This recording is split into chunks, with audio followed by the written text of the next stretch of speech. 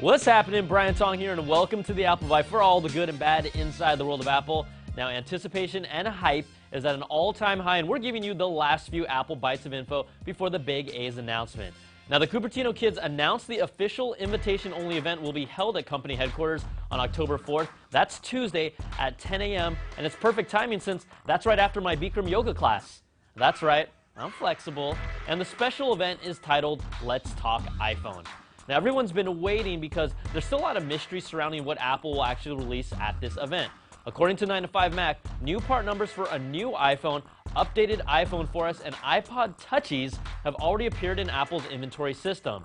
The next-gen iPhone, known as N94 in Apple's iOS SDK kit, has appeared in Apple's inventory system, and according to them, packs an A5 dual-core processor, a Qualcomm Gobi baseband chip for GSM and CDMA compatibility, with an 8-megapixel camera and 1 gig of RAM. Now, they also report two products with the N90A part number that have appeared and are believed to be black and white models for a modified 8-gig iPhone 4 that might be the new low-end budget iPhone. The current iPhone 4's part number is known as N90. Now, three iPod Touch models with part numbers N81A have appeared, and they're believed to be the rumored white iPod Touches, since N81 represents the current black iPod Touch, and that could point to just a cosmetic change with the same 8, 32, and 64 gig options alongside the current black ones. So when can we expect the official launch so we can gather our lawn chairs and blankies and wait in long lines for over 10 hours without a bathroom break? Well, according to Boy Genius Report, AT&T employees have been blocked from taking any vacations during the first 2 weeks of October. Earlier this month, it was reported Sprint was doing the same. At the time of the show, the launch date is still up in the air, and none of my retail contacts have been notified of any official blackout period. Now, as we get closer, what other features might we expect in the next iPhone? According to Mako Takara, a China Unicom rep told onlookers during a keynote at Macworld Asia 2011 that the iPhone 5 will have HSPA Plus capabilities for faster high-speed data. Now, he also included this slide just to make sure people were paying attention. China Unicom was the first carrier to have the iPhone 4, so you've got to be wondering what that guy was smoking to publicly announce that. Probably the same thing that AT&T in the US has been smoking since they've been marketing HSPA Plus as 4G all this time. Now, other revelations from 9to5Mac point to the biggest new feature in the next-gen iPhone called Assistant. It's the next evolution of voice control and based on their acquisition of the Siri Assistant. Now, it's all voice-controlled, and it will allow you to make appointments that are instantly added to your calendar, compose voice-to-text messages, and create reminders for buying that rash ointment you forgot about. Still itchy. Now, the assistant will also be able to ask you questions for more details, just like a conversation, and if this is true, I won't need friends anymore. Now, we'll find out about the real facts on October 4th, but let's just tease you a little bit with what it might look like.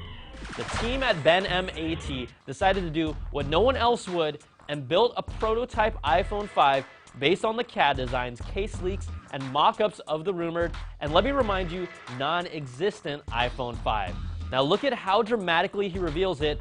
Dude, stop staring at me like that. And I'm still impressed, but awkwardly blown away by watching an Asian guy really fluent in German. Und von dem iPhone-Channel BenM auf giga.de.